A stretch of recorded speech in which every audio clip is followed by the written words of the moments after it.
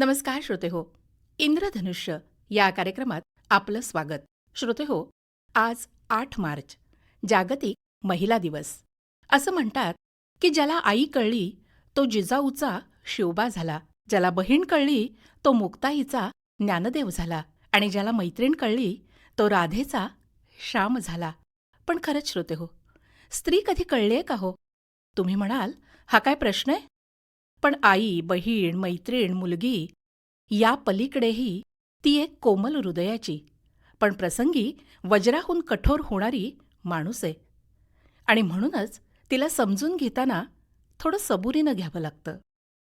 स्त्रीची विविध रूपं प्रत्यक्षात आणि कथा, कादंबरी आणि कवितेतही आपण अनुभवतो. जे न देखे रवी ते देखे कवी या उक्तीनुसार सर्वसामान्य माणसाला जे दिसत नाही, जाणवत नाही, ते कवी मनाला जाणवतं आणि त्यातून निर्माण होते ती भावस्पर्शी, हृदयाच्या आत खोलवर रुजणारी कविता. आज अशाच काही कविता आपण ऐकणार आहोत. कवयित्री मृद्गंधा म्हणजेच कवयित्री अमृता नरसाळे यांच्याकडून. कवितांचा आस्वाद घेता घेता त्यांच्याविषयीही आपण जाणून घेणार आहोत. त्या म्हणतात, काय शोधताय? कवी तो या गर्दीत भेटणार नाही. मावळतीच्या वाटेवर मौन सावल्यांच्या छायेत कुठल्या तरी तळ्याच्या काठाशी भौतिकतेची मलिन वस्त्रे त्यागून ध्यानस्थ बसला असेल तो योगी. मग तुम्ही इथे काय शोधताय? त्याची कविता. ती तर केव्हाच फासून घेतली असेल त्याने सर्वांगाला भस्म म्हणून. हे शब्द आहेत अमृता नरसाळे यांचे. काही स्वप्नांचं असंच असतं. हा त्यांचा पहिला काव्यसंग्रह, ज्याला प्रसिद्ध कवी अरुण म्हात्रे यांचा आशीर्वाद मिळाला. चला तर मग श्रोतेहो, गप्पांना सुरुवात करूया. आज इंद्रधनुष्याच्या ज्ञानरंगमध्ये आपण गप्पा मारणार आहोत कवयित्री अमृता नरसाळे यांच्याशी. अमृताताई, स्टुडिओमध्ये आपलं खूप खूप स्वागत. नमस्कार मॅडम. खूप खूप धन्यवाद आकाशवाणीमध्ये मला मुलाखत देण्याची आणि माझे विचार मांडण्याची संधी दिली त्याबद्दल मनापासून आभारी आहे.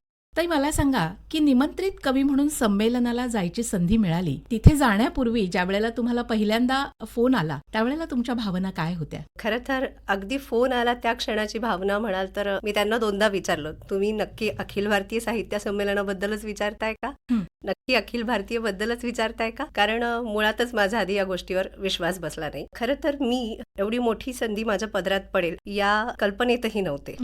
आणि माझी एक वैयक्तिक विचारसरणी अशी आहे की लिखाणासाठी अधिकाधिक वेळ देता यावा. कार्यक्रम आणि व्यक्त होणं हे तर हळूहळू होतच राहणार आहे. त्यामुळे माझं तसं संमेलनांना जाणं किंवा कवी संमेलन अटेंड करणं हे त्या मानाने खूपच कमी होतं. त्यामुळे ही संधी माझ्या पदरात पडेल याची मला जराही कल्पना पण संमेलन होणार आहे हे माहीत होतं? हो, संमेलन होणार आहे, ते अमळनेरला होणार आहे हेही माहीत होतं. संमेलनाला जाण्याची सगळ्यात महत्वाची गोष्ट अशी असते की अनेक लोकांच्या गाठीभेटी होतात, मोठे साहित्यिक भेटतात, त्यातून मार्गदर्शन मिळतं, इतरांचं ऐकायला मिळतं, आपण कुठे आहोत कुठे नाही हे चाचपडता येतं. तर या कारणामुळे साहित्य संमेलनांना जाणं ही एक वेगळीच पर्वणी असते. एक रसिक म्हणून आपण जर जवळपास असेल तर नक्की जातो. हो, अर्थातच. पण आता या वर्षीचं संमेलन अमळनेरला होतं, जे की जवळपास इथून 700 ते 800 किलोमीटर दूर होतं. पण अखेर आपण म्हणतो की जिथे इच्छाशक्ती असते तिथे आपण जाऊन पोहोचतो. नक्की. तर माझा प्रवासही खूप छान झाला आणि तिथला अनुभवही खूप सुंदर होता. अरे वा. कुठली कविता सादर केली तिथे? अमळनेरच्या साहित्य संमेलनामध्ये मी बाई नावाची कविता सादर केली, बाई या शीर्षकाची. ती कविता तुम्ही सादर करावी अशी मी विनंती करते. नक्कीच. कवितेचं शीर्षक आहे बाई. बाई पेटवते लढ हुंदक्यांची. बाई पेटवते लढ हुंदक्यांची, एका मागून एक फटाके पेटवावे तसे, आणि साजरे करते एकटीने सोहळे तिच्या व्यथांचे. बाई पेटवते लढ हुंदक्यांची, एका मागून एक फटाके पेटवावे तसे, आणि साजरे करते एकटीने सोहळे तिच्या व्यथांचे. कॅलेंडरवरही नसतील एवढे सणवार आहेत तिच्या वेदनांचे. अंधाराच्या कुशीत रोषणाई तिची तिच्या पुरती. बाई पाजळत राहते वाती डोळ्यांच्या काठावरती.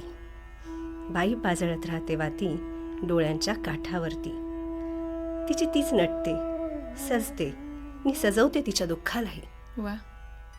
पुन्हा पुन्हा फिरवत राहते हात कोपऱ्या कोपऱ्यातून.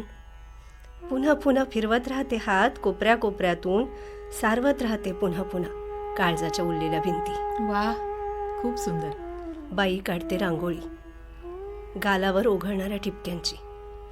बाई काढते रांगोळी गालावर ओघळणाऱ्या ठिपक्यांची. भरते त्यात रंग तिच्याच अपूर्ण स्वप्नांचे. भरते त्यात रंग तिच्याच अपूर्ण स्वप्नांचे. बाई जोडते हात मनापासून रूढी परंपरेने पुजलेल्या हळदी कुंकवाने माखलेल्या तिच्याच दिव्य शक्ती रूपापुढे. बाई जोडते हात मनापासून रूढी परंपरेने पुजलेल्या हळदी कुंकवाने माखलेल्या तिच्याच दिव्य शक्ती रूपापुढे. वर्षानुवर्ष घालत राहते साकडं. वर्षानुवर्ष घालत राहते साकडं स्वतःच्या सहनशीलतेसाठी. बाई भरजरी वस्त्रात गुदमरणाऱ्या श्वासांचे. दागिन्यांच्या ओझ्याने घुसमटणाऱ्या जाणीवांचे. भरजरी वस्त्रात गुदमरणाऱ्या श्वासांचे. दागिन्यांच्या ओझ्याने घुसमटणाऱ्या जाणीवांचे. अनेक उत्सव साजरे करतच असते बाई. अनेक उत्सव साजरे करतच असते बाई. समाजाने ठरवून दिलेल्या चौकटीच्या आत. समाजाने ठरवून दिलेल्या चौकटीच्या आत. अगदी खरंय, अगदी खरंय. म्हणजे तुमची ही कविता ऐकताना मला असं वाटलं की खरंच काळ बदललाय, स्त्रियांना समान हक्क मिळालाय. आज सगळ्या क्षेत्रामध्ये स्त्रिया आपलं आपलं स्थान पक्क करतायत, भक्कम करतायत. बरोबर. पण तरी सुद्धा अजूनही स्त्रीला असलेली चौकट ही तशीच आहे. तशीच आहे. फक्त ती बाहेर जगात दाखवली जात नाही, पण उंबरठ्याच्या आत ती नक्की असते. आणि काही मर्यादा अशा आहेत ह्या समाजाकडून घातल्या गेल्या असं म्हणण्यापेक्षाही बाई स्वतःवर त्या लादत राहते. हो. एकूणच माणूस हा अशा स्वभावाचा प्राणी आहे की दुसरा काय म्हणेल याचा विचार तो स्वतःच्या इच्छा, अपेक्षा, आकांक्षापेक्षाही जास्त करतो. आणि त्यात मनाने अतिसंवेदनशील असणारी स्त्री या विचाराबाबत अधिक सजग असते. खरंच भारतीय स्त्रीचं अत्यंत नितांत सुंदर असं चित्र तुम्ही या कवितेतून उभं केलंय. धन्यवाद. आणि मला वाटतं की लग्नानंतरची पहिली 5 वर्ष फुलपाखरासारखी जातही असतील, अगदी. पण नंतर या सगळ्यामध्ये ती नक्की अडकते असं म्हटलं तरी हरकत नाही. बरोबर. तिलाच असा विचार येतो, नको, तिच्या प्रायोरिटीज बदलतात. बरोबर. कार्यक्रमात पुढे जाऊया. मला सांगा की तुमच्या कविता लेखनाला सुरुवात कशी झाली? खरं तर मी कुठल्या वर्गापासून लिहायला लागले हे सांगणं तसं कठीण आहे. मी माझ्या काही स्वप्नांचं असंच असतं. या संग्रहाच्या मनोगतामध्ये काही ओळी व्यक्त केल्या आहेत. त्या अशा आहेत की वहीच्या मागच्या पानावर जर काही लिहायला लागलं तर असं समजायचं की तुमचं मूल हे भविष्यात कलाकार होणार आहे. तर ही कुठेतरी इंडिकेशन असते की मागच्या बाजूला त्या अव्यक्त भावना तो व्यक्त करायला सुरुवात करतो. तर तशीच काहीतरी माझी सुरुवात झाली असं आपण म्हणूया. वहीच्या मागच्या पानावर काही यमक जुळवून मी लिहायला लागले कधी हे मला कळलं नाही आणि मला बाईंनी सांगितलं की ही कविता आहे. अरे वा. याच सोबत अजून एक किस्सा खूप महत्वाचा वाटतो ज्याने मला कवितेचं महत्व पटवून दिलं. माझ्या वर्गातल्या काही खोडकर वर्गमैत्रिणी या मिश्किलपणे माझी थट्टा उडवत होत्या, चेष्टा मस्करी करत होत्या. आणि मी स्वभावाने अंतर्मुख आणि अतिसंवेदनशील व्यक्ती असणारी त्या गोष्टीमुळे दुखावले गेले. त्याच वेळेला जेवणाच्या मधल्या सुट्टीची वेळ होती आणि मी स्टाफ रूमच्या बाहेरून जाताना माझ्या ज्या बाई होत्या त्यांनी मला पाहिलं आणि बोलावून घेतलं की अगं तुझ्या डोळ्यात पाणी का? तर मी त्यांना सांगितलं हा किस्सा की मॅडम असं असं झालं आणि कदाचित चूक त्यांची नसेलही पण मी दुखावली गेली. तर बाई म्हणाल्या तू वर्गात जा, मी आल्यावर पाहते. आणि आल्यावर बाईंनी कवी अंचल, हिंदीचे प्रख्यात कवी आहेत कवी अंचल, त्यांची फूल नहीं बो सकते तो कम से कम काटे मत बो, पण ही कविता त्यांनी वर्गामध्ये शिकवली. तर ही कविता शिकवल्यानंतर ज्या मुलींनी माझी खोड काढलेली होती त्या सगळ्यांच्याच डोळ्यांमध्ये पाणी होतं. तर बाईंनी त्यांना कुठल्याही पद्धतीची शिक्षा न करता कवितेच्या माध्यमातून ही समज दिली आणि त्यांनाही जाणवलं की आपण चुकलो. नंतर त्यांनी माझी माफी मागितली आणि मलाही जाणवलं की कवितेची ताकद किती मोठी असते. एकूणच लेखणीची ताकद किती मोठी आहे हे वयानुसार मला कळायला लागलं. पण खऱ्या अर्थाने त्या दिवशी मी कविता जगले पहिल्यांदा. आणि तिथून पुढे मग माझी कविता बहरत गेली. मी उत्तम कविता वाचत गेले, त्यांचं रसग्रहण करत गेले, त्यांच्यामधले नेमके आशय कवीला नक्की काय म्हणायचे हे शोधत गेले आणि त्याच्या वाचनातूनच कदाचित मी अधिक उत्तम लिहायला लागले. तुमचा मोठा भाऊ आहे तर तो जे वाचन करायचा ते त्याचं वाचून झालेलं पुस्तक तुम्ही वाचायचात. अगदी. पण मला वाटतं या कवितेच्या रचनेनंतर तुम्हाला स्वतःची आवड कळली आणि तुमचं वाचन त्या दिशेने सुरू झालं असं म्हणायला हरकत नाही. नक्कीच. तुमचं शालेय शिक्षण तुमच्या गावामध्येच झालं 10वी पर्यंतचं. होय होय पण नंतर कॉलेजसाठी तुम्ही तुमच्या गावाच्या बाहेर गेलात बरोबर आणि एका मोठ्या शहरामध्ये राहायला सुरुवात झाली. बरोबर 10वी नंतर मी 11वी साठी बारामती येथे शारदानगर संस्था आहे हं. तिथे मी 11वीला गेले. हं. तिथे माझी 11वी-12वी झाल्यानंतर मग मी इंटिरियर डिझायनिंग हा डिप्लोमा निवडला. त्यावेळेला इंटिरियर डिझायनिंग मध्ये डिग्री अवेलेबल नव्हती. हं. त्यामुळे माझ्यासमोर 2 आव्हानं होती. एक इंटिरियर डिझायनिंग हे ऑटोनॉमस कंप्लीट करणे 2 वर्षात आणि त्याचसोबत मी BS सोशोलॉजी केलं. माझी खरी आवड ही मानसशास्त्रामध्ये होती आणि आजही माझा मानसशास्त्राचा अभ्यास चालूच आहे. मात्र त्यावेळेला एक सोपा विषय या दृष्टिकोनातूनही मी समाजशास्त्राकडे बघितलं. त्यावेळेला असं झालं की इंटिरियर डिझायनिंग हे क्षेत्र खूपच नवीन होतं आणि त्यातून मुलींसाठी म्हणून हे क्षेत्र अजूनच नवीन होतं. हं. 12वीला चांगले मार्क्स घेऊन मी पुण्यात गेल्यानंतर एक गोष्ट जाणवली की छोट्या शहरातून किंवा छोट्या गावातून जेव्हा आपण मोठ्या शहरात जातो हं. त्यावेळेला सगळ्यात मोठी गोष्ट असती समोर ती म्हणजे गर्दी. हं. आणि जी लोक अतिसंवेदनशील आहेत, अंतर्मुख आहेत, त्यांना त्या गर्दीमध्ये घुसमटायला होतं. तेच अगदी माझ्याही बाबतीत झालं. हं. मी अतिशय एकांतप्रिय व्यक्ती आहे. हं. मी स्वतःचा सहवास हा खूप चांगल्या पद्धतीने एन्जॉय करते. हं. आता स्वतःशी संवाद म्हणजे काय, तर मग स्वतःशी बोलायचं, कशा पद्धतीने बोलायचं, तर मग मला माध्यम सापडलं रोजनिशी. आता हे अनुकरण सुद्धा मी माझ्या भावाकडूनच घेतलं होतं. तो रोजनिशी लिहायचा, हं. तो डायरी लिहायचा. हे मी पाहिलेलं, कधीतरी पाहिलं असेल की त्याला लिहिताना. हं. आणि मग चला आपल्याला मोठ्या मोठ्या चारित्र्यांमध्ये तर हे सापडलंच आहे, आपला भाऊही हे करतोय हं. आणि त्या उद्देशाने आपणही सुरुवात केली. तर हळूहळू ती सुरुवात मला वाटतं माझ्या आजच्या तुम्हाला काय वाटतंच्या साप्ताहिक सदरापर्यंत मला घेऊन आली. अगदी नक्की. त्यावर मी येणारच होते की गेले वर्ष दीड वर्ष तुम्ही एका वर्तमानपत्रासाठी एक स्तंभलेखन तुम्ही करत आहात. त्याचं नाव आहे की तुम्हाला काय वाटतं. बरोबर, तुमचं लेखन आवडतंय रसिकांना अगदी अगदी आणि बरोबर. तुम्ही आजही त्या वर्तमानपत्राकरता हो, लिहित हो. आहात. पुण्यात असताना तुम्ही डायरी लिहायला लागलात आणि त्याच्याच बरोबरीने एक राधाकृष्णावरती सुंदर कविता तुम्ही लिहिली आहे. बरोबर. ती आपल्या रसिकांसाठी सादर करावीत. प्रेम या विषयावरच्या काही ओळीच म्हणूया आपण हं. याला. हं.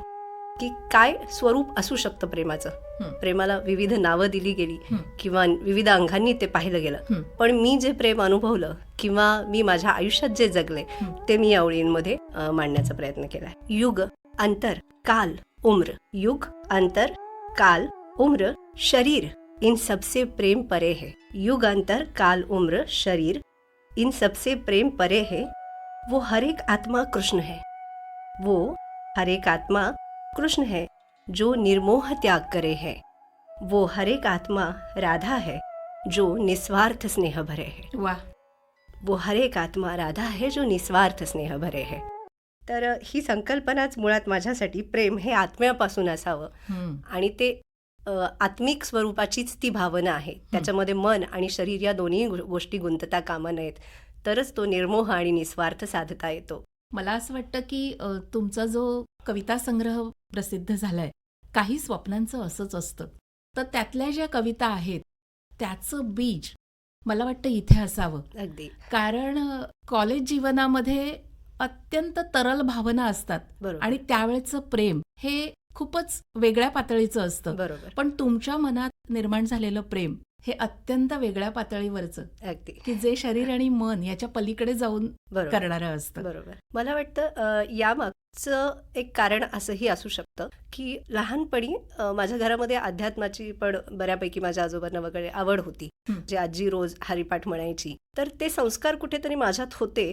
वास्तुशास्त्राशी निगडित शिक्षण आणि व्यवसाय, पण कवितेच्या हातात हात गुंफून आयुष्यातल्या अनेक घटना प्रसंग रेखाटताना व्यक्त झाल्याचं समाधान मिळतं. निश्चितच मिळतं. या टप्प्यावर मला एक कविता पण ऐकायला आवडेल. नक्की. आत्ता जो विषय आधी आपण घेतला, हं. ज्यामध्ये आपण स्त्रियांच्या वेगळेपणाविषयी बोललो, हं. तर हे जे स्त्रियांचं वेगळेपण आहे, त्या वेगळेपणावरची एक कविता मला इथे सादर करायला आवडेल. हं. की ज्यामध्ये असं म्हणूया की स्त्री म्हणजे गोलडोळे, स्त्री म्हणजे काळेभोर केस, स्त्री म्हणजे बारीक कंबर, हं. स्त्री म्हणजे गोरा रंग. हं. तर ह्या पारंपरिक एकचित्र देखणेपणाच्या हा संकल्पना. या संकल्पनेतून बाहेर पडणाऱ्या काही मुली असतात हं. की त्या जन्मतःच तशा असतात असं म्हणू, किंवा त्यांना वेगळेपण स्वतःचं जपायला आवडतं. हं. तर अशा एका मनस्वीवरची ही कविता आहे. हं. कवितेचं शीर्षक आहे मनस्वी. हं. मैत्रिणींपेक्षा मित्रच जास्त तिचे. हं. मैत्रिणींपेक्षा मित्रच जास्त तिचे. अनेकदा पोरांच्याच घोळकात दिसायची. जीन्सच्या 2 खिशात 2 हात घालून उभी असायची. मनस्वी होती ती. टाळ्या पिटत मैत्रिणींच्या गळ्यात हात टाकत अगदी मनमौजी हसायची. न कानात डूल, न बांगडी, न टिकली, तरी ओठांवर कोवळं हसू आणि डोळ्यात तांदड्यांची लाजरी चमक असायची. मनस्वी होती ती. कपाळावर उडणाऱ्या मऊसर केसांच्या बटांसोबत कोण काय म्हणेल, कोणाला काय वाटेल हे विचारही ती कानामागे टाकायची. पण थोरा मोठ्यांचे आशीर्वाद घ्यायला तितक्याच अदबीने खालीही वाकायची. राजकारण, अर्थकारण, समाजकारण कुठल्याही विषयावर अगदी बेधडक बोलायची. बाबांची ही लाडुली कधी आईचीही आई व्हायची. मनस्वी होती ती. अरे वा. उन्हाळ पाखरासारखं आभाळभर फिरता यावं, तरी सावलीत वाट पाहणारं आपलंही हक्काचं एक घरटं असावं. झाडावरून फुल निखळलं ना तरी हळहळून जायची, पण अन्यायाविरुद्ध मात्र तडक पेटून उठायची. मनस्वी होती ती. दोन्ही बाहू पसारून आकाश कवेत घ्यायला बघायची. शाहरुख खानचं माहित नाही यार, पण मला ना सिकंदर झाल्यासारखं वाटतं म्हणायची. अरे वा. वेळी आठवणींची मोर पिसना पुस्तकात दडवून ठेवायची. मनस्वी होती ती. इंदिरा, किरण, कल्पना यांच्या गोष्टी कराव्यात त्या तिनेच, आणि नाटकातल्या झाशीच्या राणीची वाक्य तिला तोंडपाठ असायची. तरी तिच्याही स्वप्नातला राजकुमार घोड्यावरती यायचा बर का. मळवट भरल्या कपाळावर बाशिंग बांधायची स्वप्न तिलाही पडायची. मनस्वी होती ती. आज किती वर्षांनी भेटली. एका हातात बाजाराची पिशवी आणि कडेवर वर्षाचं मूल, तरी डोक्यावरचा पदर आणि साडीच्या निरांच्या घोळात स्वतःला सांभाळत चालायला शिकली होती. मनस्वी होती ती. खरंच मनस्वी होती का ती? शाळा कॉलेजमध्ये असताना असलेलं व्यक्तिमत्व पुढे जाऊन एका चाकोरीबद्ध वाटेवर वाटचाल करतं, अशी खरंच कुणी भेटली होती? हो, अशा अनेक मैत्रिणी मी माझ्या पाहिलेल्या आहेत, अनुभवल्या आहेत. किंवा असं म्हणेल की अशी एक स्त्री माझ्याही आत दडलेली होती, आणि ती प्रत्येकीच्याच आत असते. कुठल्या न कुठल्या पद्धतीने अनेकदा अनुभवायला येतं आपल्याला. अमृतताई, व्यवसाय आई पण निभावताना कवितेच्या प्रांतात मुसाफिरी चालू असते. ती करताना तारांबळ होते का? तारंबळ या अनुषंगाने होते की कुकरच्या शिट्ट्या होत असतानाही कविता सुचते, मिक्सरचं भांडं लावल्यावर कविता सुचते, किंवा अगदी मुलाला जेवायला घालताना त्याच्या तोंडात घास घालताना सुद्धा कविता सुचते. अरे वा. आणि ज्या वेळेला आपण घरातली काही महत्वाची कामं करत असतो, किंवा अगदी मी म्हणेल नवऱ्याशी मनमोकळा संवाद करतानाही कविता सुचते. तर त्या गोष्टीत अर्थातच घरच्यांचं सहकार्य खूप महत्वाचं असतं, मोलाचं असतं. त्याकडे मी येणारच होते की लग्नानंतर स्त्रीला अनेक जबाबदाऱ्या असतात. माहेरी कदाचित आई वडील थोडा वेळ जास्तही देऊ शकतील, पण सासरी आपल्यालाच अशा चाकोरीबद्ध जीवनाची सवय झालेली असते की ठराविक वेळी ठराविक गोष्टी झाल्या पाहिजेत. खरं. पण कवितेचा प्रांत असा आहे, किंवा एकूणच लेखनाचा प्रांत असा आहे की ते स्फुरल्यानंतर लिहावंसं वाटतं. जोपर्यंत ते कागदावर उतरत नाही तोपर्यंत आपल्या मनाला शांती मिळत नाही, आणि त्याकरता आपल्या घरच्यांचा सपोर्ट आपल्याला लागतो. तर माहेरी आणि सासरी कसं काय तुम्हाला सपोर्ट होता? किंवा खरं तर जसं तुम्ही म्हणालात की स्फुरल्यावर ते लिहावंसं वाटतं, ही भावना खूपच स्वाभाविक आहे. अशा अनेक कविता आहेत की ज्या न लिहिल्यामुळे सुटून जातात. मी तर नेहमी असं म्हणते, जे कागदावर उतरतं ती खरी कविता नसतेच. जे म्हणायचंय आणि जे राहून जातं अंतर्मनात, खरं तर तीच कविता असते, आणि ती तशीही बाहेर पडण्याची वारंवार धडपड करत राहते. आणि म्हणूनच कवी हा कायम लिहिता असतो. त्याचे हात जे आहेत ते कायम लिहिते असतात. पण जो अपेक्षित प्रतिसाद आहे तो मिळण्यासाठी मला निश्चितच वेळ लागला असंही म्हणू शकतो. आणि हे संमेलन त्याकरता अत्यंत महत्वाचं ठरलं असं म्हणता येईल का? माझ्या सासऱ्यांकडूनही मला शाबासकी मिळाली की खरंच तुझ्या कवितेची जी किंमत आहे ती माझ्या लक्षात येतेय आता. आणि हे जे कौतुकाचे बोल आहेत, म्हणजे मी इथे प्रत्येक स्त्रीला हे सांगू इच्छिते की तुम्हाला जे काही अपेक्षित आहे ते निश्चितच वेळ आल्यावर तुम्हाला मिळत असतं, पण त्यासाठी तुम्हाला वाट पाहणं आणि संयम ठेवणं हे खरंच खूप महत्वाचं आहे.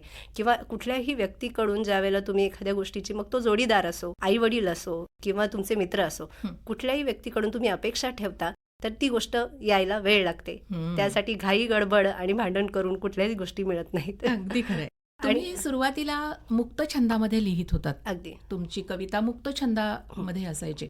नंतर तुम्ही ठराविक वृत्तामध्ये लिहायला सुरुवात केली. बरोबर. खरं तर असं म्हणूया की अनेकदा मुक्त छंद लिहिताना हे लेखन ललित लेखनाकडे वळण्याची शक्यता असते. म्हणजे ललित लेख आणि मुक्त छंद कविता या दोघांमधला जो सीमारेषा पुसट आहे. अगदी खूप पुसट सीमारेषा आहे. तर मग कुठले शब्द हे कवितेत टाळले पाहिजेत आणि कुठले वापरले पाहिजेत हे कळायला तुम्हाला वेळ लागतो. आणि जितकी कविता म्हणजे मला माझे गुरुवर्य म्हात्रे सरांचं एक वाक्य, अरुण म्हात्रे सरांचं कायम आठवतं की जी काही विचार तुमच्या मनात येतात ते एका फळासारखे आहेत. गर आहे, तो गर म्हणजे तुमची कविता आहे. तर कवितेमध्ये सरधोपट लिहिणं हे मुक्त छंदाला मान्य नाही. पण कुठेतरी एक असं होतं की माझा हा स्वतःचा विचार आहे की जेव्हा आपण वैश्विक लेवलचा विचार करतो, वैश्विक पातळीवरचा, तेव्हा मला वाटतं जगामध्ये सर्वाधिक लिहिला जाणारा मुक्तछंद आहे. मात्र हल्ली मुक्तछंदाकडे वेगळ्या दृष्टिकोनातून पाहिलं जातं. काव्य हे वृत्तबद्ध असावं यावर अधिक जोर दिला जातोय. पण मधल्या काळामध्ये जसं मी म्हटलं की आपल्याला हे यायला हवं, आपली ही शैली असो नसो, पण हे ज्ञान आपल्याला असायला हवं. म्हणून मी वृत्तांचंही ज्ञान घेतलं, मी गझलेचंही ज्ञान घेतलं आणि काही गझलाही लिहिल्या, काही वृत्तबद्ध कविताही लिहिल्या आणि मला ते जमलं. याचा मला आनंद वाटतो आज की ती गोष्टही मी मुक्तछंद इतकीच त्या गोष्टीचा आनंद घेतला, आस्वाद घेतला आणि काही कविता मी वृत्तामध्ये सुद्धा लिहिलेल्या आहेत. या वळणावर एक कविता नक्कीच व्हायला पाहिजे. अशीच एक वृत्तबद्ध कविता आपण घेऊया. कवितेचं शीर्षक आहे प्रिया पश्चिमा. जसं मी मगाशी की निस्वार्थ प्रेमाबद्दल बोलले, मला कायमच माणसांपेक्षा निसर्ग अधिक जवळचा वाटला. आणि निसर्गातल्या ज्या प्रतिमा आहेत त्या कशा पद्धतीने आपलं प्रेम व्यक्त करतात किंवा कुठल्याही बंधनाशिवाय पण तरीही स्वतःवर मर्यादा ठेवून ते रोज आपला दिनक्रम चालूच ठेवतात. त्याच पद्धतीने संध्याकाळ कशा पद्धतीने स्वतःचं प्रेम व्यक्त करते आणि संध्याकाळच्या वेळी जी काही पश्चिमेची लाली पसरते तिच्यात मला कसं प्रेम दिसलं हे या कवितेतून मी मांडण्याचा प्रयत्न केला. प्रिया पश्चिमा लेऊन येते रंग केशरी. प्रिया पश्चिमा लेऊन येते रंग केशरी.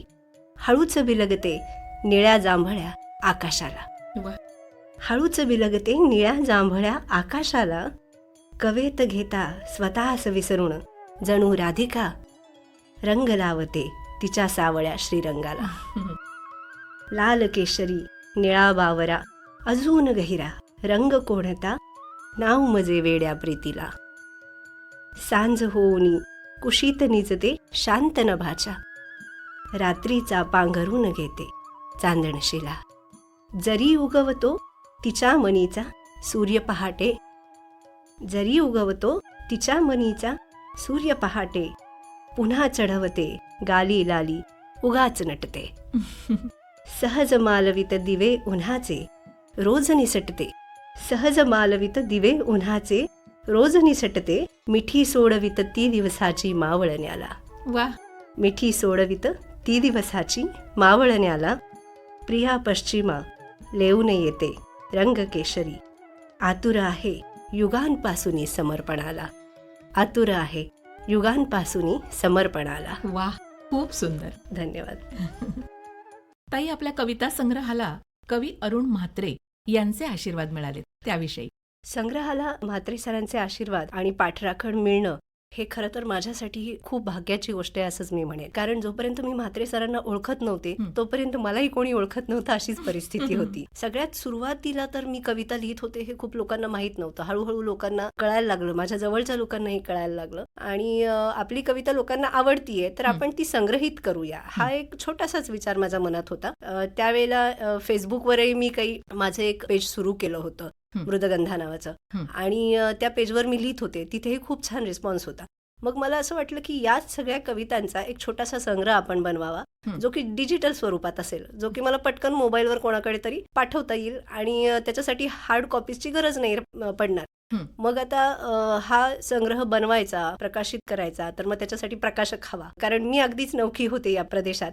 मला अनेक लोकांचं मार्गदर्शन मी तर म्हणेल की वेळोवेळी नाही वेळेच्या आधी मिळालं हे माझं सौभाग्य होतं.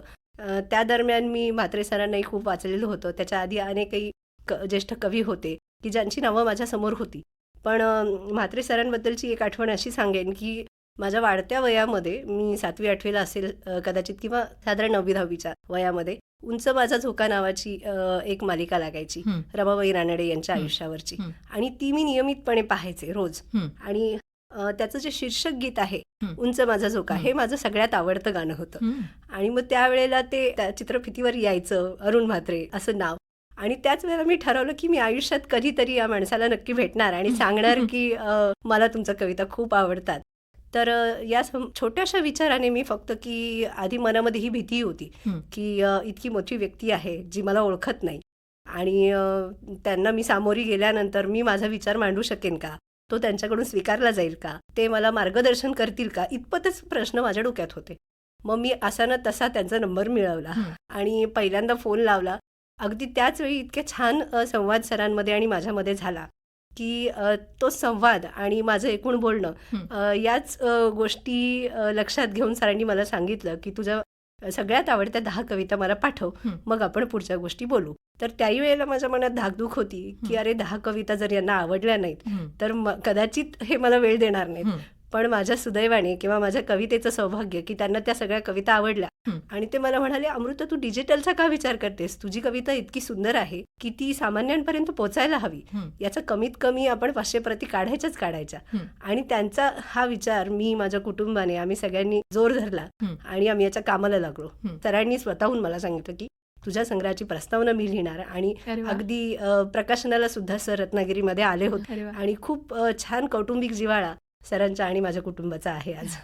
पुढे जाताना मला कवी अरुण म्हात्रे यांना तुमची आवडलेली कविता ऐकायला नक्की आवडेल. नक्की. सरांची आवडती कविता माझ्या संग्रहामधली असं मी म्हणेल, जी खरं तर तुम्ही म्हणालात तसं की एक स्त्री तिचं कुटुंब, तिचा संसार, तिचं मूल आणि तिचा व्यवसाय हे सगळं सांभाळताना तिची होणारी दमछाक आणि त्यामध्ये हे कवितेचं सुचणं, हे सगळं कसं मिश्रण जुळून येतं. तर मला हा प्रश्न अनेकदा विचारला जातो तेव्हा मी कायम असं म्हणते की बहिणाबाई ही आपण सगळ्यात मोठी कवयित्री जेव्हा म्हणतो ती अशिक्षित होती आणि ती जात्यावर दळताना ओव्या म्हणायची.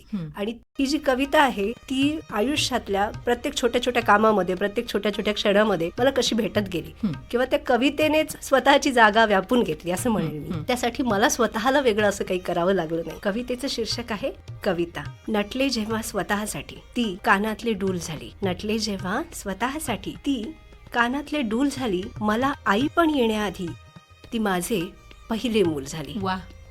मला आई पण येण्याआधी ती माझे पहिले मूल झाली. घरासाठी रांधताना ती सोबतीला चूल झाली. घरासाठी रांधताना ती सोबतीला चूल झाली. हात जोडता प्रार्थनेसाठी कविता पूजेचे फूल झाली. दुःख ओघळता डोळ्यांतून ती पदराचा काठ झाली. दुःख ओघळता डोळ्यांतून ती पदराचा काठ झाली. सुख वाटता दोन करांनी अमृताचा माठ झाली. वा. अमृताचा माठ झाली. कधी बेभान लाट झाली, कधी मनाची हळवी वाट झाली. थोपटली पाठ तिनेच, थोपटली पाठ तिनेच. कधी कविताच कणा ताट झाली. ती वेदनेचा यलगार झाली. ती आक्रोशाचे अंगार झाली. ती वेदनेचा यलगार झाली. आक्रोशाचे अंगार झाली. सृजनाचे आकार झाली. कविता जगण्याचे सार झाली. कविता जगण्याचे सार झाली. वा, खूप सुंदर. खूप धन्यवाद. तर अशी ही कविता स्वतःची जागा कवीच्या मनामध्ये, त्याच्या विश्वामध्ये स्वतःच व्यापून घेत राहते. मला वाटतं कवीला वेगळं असं काही करावं लागत नाही. खरंय, अगदी खरंय. अमृताताई, आपल्या पहिल्या काव्यसंग्रहाला मिळालेलं यश असंच वृद्धिंगत हो आणि आपल्याकडून अशाच छान छान कविता आणि गद्य साहित्याचंही लेखन रसिकांना वाचायला आणि ऐकायला मिळो, या सदिच्छेबरोबरच आजच्या पुरता निरोप घेऊया. आपण इथे आलात आणि आपल्या कविता आणि आपले विचार मांडलेत त्याबद्दल मी पूर्वा आकाशवाणी परिवारातर्फे आपले आभार व्यक्त करते. धन्यवाद. खूप खूप धन्यवाद पूर्वाताई. त्याचबरोबर रत्नागिरी आकाशवाणीचेही मनापासून आभार. आणि याच दिवशी मी माझे सर्व मार्गदर्शक, माझे गुरुवर्य, त्याचबरोबर माझे कवी मित्र, ज्यांनी मला वेळोवेळी माझ्या चुकांचीही जाणीव करून दिली आणि जिथे जिथे मी अडत होते तिथे माझी मदत केली, त्याचबरोबर ते सर्व श्रोते आणि माझे वाचक, या सर्वांचेच मनापासून धन्यवाद देते.